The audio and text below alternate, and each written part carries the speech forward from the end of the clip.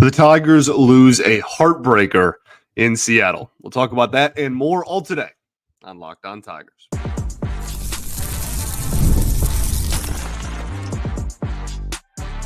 You are Locked On Tigers, your daily Detroit Tigers podcast. Part of the Locked On Podcast Network, your team every day. What is up, everybody? Welcome back to another edition of Locked On Tigers. I'm, of course, your host, Scott Bentley. Today is Friday, August 9th, 2024. Thank you so much for making Locked On Tigers your first listen. Every single day, we are free and available wherever you get your podcasts, including YouTube. Part of the Locked On Podcast Network, your team every day. Today's episode is brought to you by FanDuel. Make every moment more. As playoffs wind down, the sports stop sporting like we want them to, but this summer, FanDuel is hooking up all customers with a boost or a bonus daily. That's right, there's something for everyone every day, all summer long. Just visit FanDuel.com to get started. Welcome in, welcome all. Happy Friday, everybody. The Detroit Tigers lose 4-3 in heartbreaking fashion to end the week. Well, I guess that was technically Thursday night, wasn't it? But this is the Friday episode, so kind of to end the week, more or less. They were winning for 8 innings, 8.5 innings. They were up 3-1 going into the bottom of the ninth, and come out of it losing 4-3. This game really sucked. Well, actually, no. 8.5 innings of the game was great. I was, yet again, I was going to come on here and praise the team. I thought that, you know, when we split up what went right and what went wrong, this is one of the rare scenarios in which I think there's probably more that went right than went wrong. It wasn't a perfect game by any stretch of the imagination. They got shut out in 8 innings, right? They certainly could have done more to kind of pad the lead there a little bit at the end. But all things considered, this was, again, a really good starting rotation. The Mariners went to their kind of A team out of their bullpen as well. The Tigers got 3 runs and had a 2-run lead going into the bottom of the ninth. It is what it is. This game, the ending was kind of a gut punch. It really sucked. And I know that at this point in the season, the Tigers aren't playing for anything, quote unquote, right? They're not playing for, you know, a playoff spot or to make September interesting or shooting for the wild card or the division or anything like that. But, you know, make no mistake, those a game like that matters. A game in which you lose in that fashion really does matter, and that it sucks. It sucks because I think that they deserve to win, and I think it would have been really cool for this young team and this young core to be able to say we swept a first place team. And that is what, going into the series, at least the Mariners, I guess after game 2 fell back to second place in the AL West, but going into this series, they were first place in the AL West, and the Tigers were in prime position for a sweep. I think they kind of grinded out all 3 of these games. Some really gritty and gutsy and good performances. Any other adjective that starts with a G, I guess. I thought it was good, and it good. There's another one, and it kind of sucks. So let's start off with what went wrong, because this is a loss at the end of the day, unfortunately. Really, we have one. You know, we'll talk about the offense as a whole, I guess, a little bit later, but I want to just kind of start with Will Vest, Ryan Vilade, AJ Hinch. Those 3 gentlemen were the focal point for a lot of conversation after this game ended, right? Will Vest on the mound, Ryan Vilade in right field, and AJ Hinch's decision to leave Will Vest on the mound. So let's start with Will Vest. Vest's ERA this season is now 3.16, which is obviously not bad. The thing about Will Vest is, A, high leverage, time and time again, continues to be something that he struggles with, and B, and far more importantly, in my eyes, Will Vest's ERA isn't that high because, like, all of the runs he gives up are inherited runs. This dude is, last update we did, which is probably a few weeks ago now, so I maybe he's even in first place now, I'm not sure. I'll have to double check this weekend, but this dude is in the top 3 in baseball, top 5 in baseball in allowing inherited runners to score. He loves it. He can't get enough of it. If you bring in Will Vest and there's a runner on base, you better go over to FanDuel. That dude's scoring. All right. So that is the biggest issue that I have with Will Vest in high leverage situations, is that he allows every single inherited runner to score, and it is mind-boggling.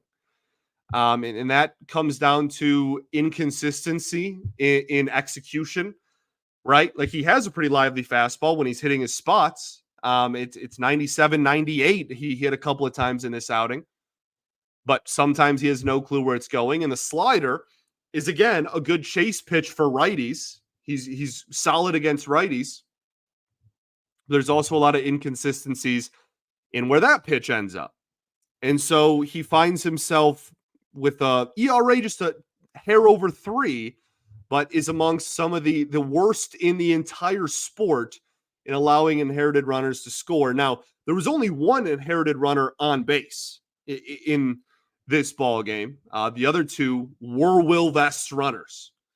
And again, inconsistency is what inconsistency is. Now, we'll compare and contrast him to other relievers when we get to AJ Hinch. As far as Ryan Vilade goes, this was kind of a rough game for Vilade all around. I know we're going to talk about the decision to dive here, right? That's what everybody cares about, but pretty sure he went 0 for 3 with 3 strikeouts, at the plate, and his average is down to just over 200, and his OPS is now 526.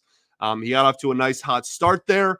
When they first called him up, right, the first time they called him up, he got off to a nice little hot stretch there. But ultimately, he is a 4A, AAA caliber player, and there's nothing wrong with that at all. But that is what we're seeing now over a much larger sample size than just like that one series in Cleveland where he got off to a hot start there. The decision to dive was certainly a gutsy one. You look at the play, like, that was a catchable ball. It's not like he dove and you look at it after and you're like, oh my goodness, he was 15 feet away from that. What the heck was he thinking? Right? Like, it just moves the glove a little bit to the left. It's probably a relatively catchable and makeable play. So, look, he was kind of left with a decision with 2 outs there where he can let that bounce and play it safe. And honestly, I think if he does that, a lot of the fan base is coming on here and going, oh my goodness, dive for that. Why did he let it bounce and play it safe? And so here we are. And he made the decision he made to go for the win, because if he lets it bounce, it's almost assuredly a tie with 2 outs, right? They're running on contact, the runners for Seattle. So I really don't have, some people were like, how on earth could you dive for that? Whatever. Like, really don't have an issue with it. It was a catchable ball. And if he let it bounce, we're at least going into extras. If not, the winning run's on third base still, and they just walk it off the next hitter, right? Like, it's not like you're just out of the woods if you don't dive for that ball. So I didn't have as much of an issue with it as a lot of people seemed to after the game. I think a better defender in Ryan Vilade hasn't been a very good defender. I mean, in this game, even he had a couple of plays where, like, it was a fly ball and he had a hard time tracking the ball and whatnot. So, like, I think the decision to dive, I don't have an issue with. Now, the execution and the knowledge of your own limitations, I guess we'll say, maybe that should weigh heavily in your decision-making to or not to dive for it. But I think it was a makeable play that just didn't get made by a below average to bad defender from a guy that, we didn't expect to play Major League Baseball this year. That's where the team's at post deadline. Bly Madris, Ryan Vilade, etc. I mean, really go down the list. There's quite a few guys you can throw in that category. Ryan Kreidler, I know he's not up right now, but you're just kind of getting the revolving door. Let's talk about AJ Hinch. Okay, and the decision to leave Will Vest in the ball game. We will do that right after this. Got to tell today about our friends over at Liquid IV. Get hydrated with electrolytes, essential vitamins, and clinically tested nutrients from the #1 powdered hydration brand in America, Liquid IV, because baseball and summer go together like Liquid IV and indulgent hydration. Liquid IV is clutch. It keeps you hydrated in any scenario, right? While traveling, going to summer festivals, going to baseball games, after a late night out, you name it, Liquid IV is there for you. They have some great flavors. Popsicle Firecracker, which is kind of a festival blend of citrus-fueled lemon, lime, tart cherry, and raspberry flavors. Find all of your favorite flavors on their website, from berry to lemon lime to pina colada and so much more. Tear, pour, and live more. One stick with 16 ounces of water hydrates better than water alone.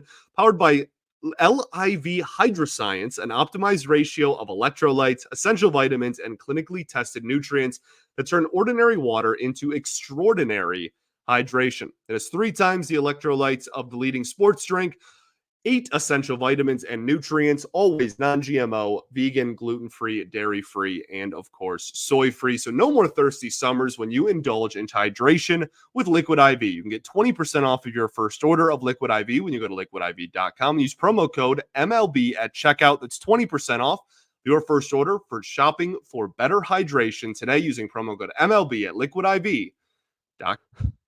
Also got to tell y'all today about our friends over at eBay Motors. Passion, drive, and patience is the formula for winning championships, and also it keeps your ride or die alive.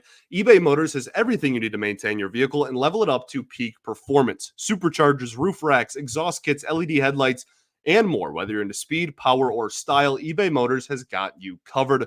With over 122 million parts for your #1 ride or die, you'll always find exactly what you're looking for. And with eBay Guaranteed Fit, your part is guaranteed to fit your ride every time, or your money back. Because with eBay Motors, you're burning rubber, not cash. With all the parts you need and all the prices you want, it's easy to make your car the MVP and bring home huge wins. So keep your ride or die alive at ebaymotors.com. Eligible items only. Exclusions apply.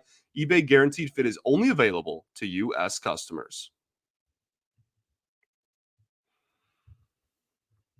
Hi, everybody. Welcome back here. Segment 2 of Locked On Tigers. Appreciate y'all for tuning in as always, making us your first listen every single day. Shout out to the everydayers that do tune in every day. We will, of course, be back on Monday recapping the weekend off the field in the Tigers organization, any news and notes that happen organization-wide, as well as obviously recapping the Giants series. And after you make us your first listen, be sure to make Locked On MLB your second listen. Host Paul Sullivan, a.k.a. Sully, is here to provide daily national expertise with his trademark humor to help you get ready for the MLB playoffs here in the dog days of summer. Again, Locked On MLB, available on YouTube or wherever you get your podcasts. Part of the Locked On Podcast Network, your team every day. So let's talk AJ Hinch and the decision he made to leave Will Vest in the ball game, because immediately after this game ended, everybody went online and was like, you left Will Vest in too long. How, this is on AJ, et cetera, et cetera. I really think that this is kind of all three are at fault type of scenario. We already talked about Vilade unable to make what I think was a catchable play. That's just poor execution. That's on him. Will Vest loaded the bases, gave a hittable pitch. Wasn't an awful pitch, but a hittable pitch there to end the ball game. AJ Hinch, do I think that he probably should have pulled Will Vest before that last batter? I think in a perfect world, probably. In the same breath, I also understand the context of the situation. And that is that you are currently in a bullpen game. Tomorrow, you're pitching a bullpen game. And Saturday, you're scheduled to pitch a bullpen game. So you have 0 innings out of your pen. All of them are gassed. You don't want to use more pitchers than you have to in this situation, because if you use one, even if it's only for 5 or 10 pitches, guess what? Now he's not pitching tomorrow. Okay. Also, even if you throw that argument out the window, who else is he bringing in? Why are we acting like you should have pulled Will Vest? Great. For who exactly? Why are we acting like we have some nails, awesome, fantastic reliever in the bullpen? The only one already pitched, and his name is Tyler Holden, who has been phenomenal yet again for the second year in a row. Genuinely, who else is he going to? Shelby Miller? I hope not. Joey Wentz? I hope not. Bo Brisky, ERA over 5. Kenta Maeda? No. Hanafi and Salmons already pitched today. Brant Herter? No. Alex Faedo? Maybe. Has pitched a lot this week. Jason Foley? Maybe. Has pitched a lot this week. ERA has skyrocketed since May. And also, you need a swing and miss there. You need a strikeout. Jason Foley is not providing that. You can say you want to bring in Foley. That's great. The ball's getting put in play. And there's a chance that the same thing happens. This bullpen isn't good. It's not. They've been good this series, right? They've been good in Seattle. It is not a good pen. It has not been a good pen for months now. It's a glaring issue that this front office, I think it's one of the biggest failures of the front office this year. They took a bullpen that's been solid the last 2 seasons, depleted it with trades, built it after 2022, built it to a decent standing again last year, and now with a lot of the recycled parts, it's awful this year. Now, if you're screaming at however you're watching or listening and going, idiot, I didn't want him to replace Vest. I didn't want him to pull Holton in the first place. So be it. That one, I don't have a counter punch to that one. So, more power to you. I sure. The Mariners had good righties coming up. Hinch didn't want Holton to face good righties in his 3rd inning of work. And here we are. I don't know if Tyler Holton would have gotten out of it, but I like the chances of him probably more than what ended up happening, which is really easy for me to say in hindsight, but that's the manager's job. So I think that's a totally fair argument. So really across the board, in all 3 of these, there's kind of pros and cons, if you will, or like yes and yays and nays to all of them. And so here we are in a 4-3 loss to the Seattle Mariners. Let's talk about what went right in this ball game, because I think quite a lot did. Actually, really quickly, we can end on the what went wrong conversation.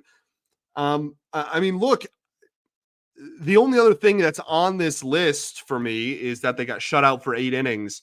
Like, I guess if I had to pick something else, scoring all of your runs in 1 inning is not the greatest recipe for success there. But I also didn't have too much of an issue with the offensive performance today. It wasn't great, but it's against a really good pitcher. And the Mariners, again, as I said at the beginning of the show, threw out their A bullpen team, right? They threw out some of their best relievers. So 3 runs, all things considered, I'm not too mad at. And maybe that's just me lowering my expectations. Maybe this is like loser's mentality. And I'm just have lowered my expectations so much of what I think this offense is capable of that, like, here we are. But to be completely honest, I didn't have too much of an issue with it. Like, I don't think the offense lost them the game. It's hard to score in Seattle. They have really good pitching. What went right? Zach McKinstry, really good day at the offense, offensively and defensively. So shout out to him. Gets put at shortstop at the very last second, makes a couple of really, really nice plays, has a couple of really big hits as well. I thought he was great. Tyler Holton, we already talked about a little bit. I think he's ridiculous. in the best way possible. Tyler Holton is an absolute dog. He's an animal. And this is now, like, I even remember prefacing going into this year, I was like, hey, guys, I know he was awesome last year, but, like, don't expect that again this year. Like, if he can even have, I think my quote was, if he can even have, like, a 4 ERA and be good against lefties, he can be really valuable in this bullpen. All of that is still true. The issue is he just laughs in my general direction and goes, watch this, and has a 2.76 ERA. Technically, the earned run that Will Vest gave up, the first one he gave up was obviously Holton's, and that's the first run he's given up in like a month. He's unbelievable, and he continues to be one of the bigger success stories that this front office has had in the Scott Harris era. Okay, got a few more players on the side of things that went right. Then we'll talk about stuff. Okay, we'll do all of that right after this. Going to talk to y'all today about our friends over at Prize Picks. Prize Picks is the easiest and most exciting way to play daily fantasy sports because unlike other apps on Prize Picks, it's just you against the numbers. All you do is pick more or less on 2 to 6 stat projections and watch the winnings roll in. You can get in on all the daily action with your friends and become a part of the Prize Picks community today. You can now win up to 100 times your money. That's turning $10 into 1,000. With just 4 correct picks, picking more or less on certain player stat projections like runs scored, hits, home runs, starting pitching strikeouts, you name it. You can get in on all the action over at Prize Picks. So download the app today and use code LOCKEDONMLB for a first deposit match up to $100. That's code LOCKEDONMLB on Prize Picks for a first deposit match up to $100. Pick more, pick less. It's that easy. All right, everybody, welcome back here. Third and final segment, Locked On Tigers. Appreciate y'all for tuning in as always. So talking about what went right in this game, I really think they deserve to win. Like, I think quite a lot went right. We already talked about a few before the break there. Parker Meadows stays hot, has another great day at the office. He goes 2 for 4 with an RBI double. I believe it ended up being down the line there. Goodness, it's 1:30 in the morning. West Coast road trips are brutal. I apologize. I thought this was another great game. And Clay Snowden of Just Baseball, who I've mentioned a few times on the show and is a fantastic follow and a fantastic baseball mind there on the internet. If you want to expand your Tigers media intake, had a great tweet that he put out there after the ball game on Thursday night and said, of Parker Meadows' 10 hardest hit balls this season, 8 have come since he returned from the minors. That is not a very big sample size, right? He was healthy for 3 games, then got put on the IL, and now has been healthy for, a week? And 8 of his 10 hardest hit balls of his season have come in that stretch. It's like a week and a half or 2 week of games. I think that's a great sign. It's a sign that the mechanics he's changed are working. It's fantastic. The strike zone is completely different how he attacks the zone than he did before he got sent down, and how pitchers attack him is going to have to change because the things that were working at the beginning of the year aren't working now. Fastballs up and away being a big one. Still swung and missed it one the other night, but he's gotten the bat on the ball a lot more in that. I like to see him at leadoff, to be honest. I'm ready for that. I'm ready to see what he can do. I still think in a perfect world when this entire core is healthy, he's probably towards the bottom of the lineup still. But I think how the lineup looks right now, Parker Meadows' ceiling, his best case scenario, is him being this on-base getting leadoff hitter with some power. And so I would like to just take the last 2 months and see what we got. And if it doesn't work out, then feel free to move him back down to the bottom of the lineup. Like I said, I think when this team is, hopefully competing for playoff spots and whatnot, that's probably where he should be anyway. And that's where he'll end up, I guess is a better way to put that. He's hot right now. He's real hot. And I think that now is the opportunity with the mechanical changes he's made to see what he can do out of that leadoff spot. And then pitching, Brennan Hanafy and Brian Sammons combined for 6 1/3 with 1 run. Yeah, good execution. A lot of weak contact, a lot of ground balls in this game. Sammons continues to impress me with his cutter. I really like it a lot. I think that the tunneling that he does the most is he really likes to do fastball outside and then cutter outside, because he'll throw a fastball outside at 93 and he'll throw a cutter outside at 87, 88, and it'll just throw hitters off and get a at worst it'll be a soft off the end of the bat type of thing, and at best it's a swing and a miss. So he's done really well executing that. Obviously has given up some home runs, but I think all things considered, this is far more than anybody expected out of Brian Sammons. And again, Hanafy as well looked solid in his outing. And then the defense as a whole, I thought was pretty solid in this ball game. Colt Keith, I thought, had a really good game defensively, had a great play in the first inning, also had a really solid play in the 8th inning. The double play that he turned was fantastic. Zach McKinstry had a couple of really nice plays at shortstop. Bly Madris with a couple of nice plays at first base. Just in general, I thought this was a really good defensive game until obviously the ending. And that was obviously not a very good defensive play, but for 8 2/3, I guess technically this game only was 8 2/3 long. So 8 and yeah, before the final out, you get what I'm trying to say. Pretty good defensive game for the Tigers. Let's talk stuff. Matt Vierling removed from this game in the 8th inning. That's unfortunate. Tigers already bitten by the injury bug a lot, and I'm not sure it's going to get a lot better from now until the end of the season. However, Casey Mize did make a rehab start, and Kerry Carpenter is currently starting and batting leadoff in Toledo. So we do have a sign of hope, a light at the end of the tunnel for a couple of these guys, but if Matt Vierling was to miss time, this outfield, and I guess that kind of affects third base too, but golly, can't really afford that too much with how thin the roster currently is. And then Javi scratched before the game as well. Yeah, same conversation regurgitated. Casey Mize, like I said, rehab start, pitched 2 1/3, 3 hits, 1 walk, no runs. The velocity was good. He's not eligible to come back until August 30th.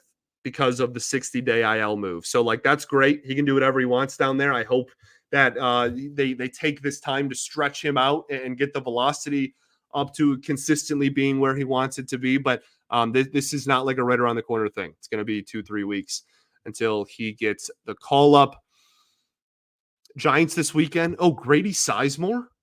Where the heck did that come from? Not what I expected. Does anybody remember?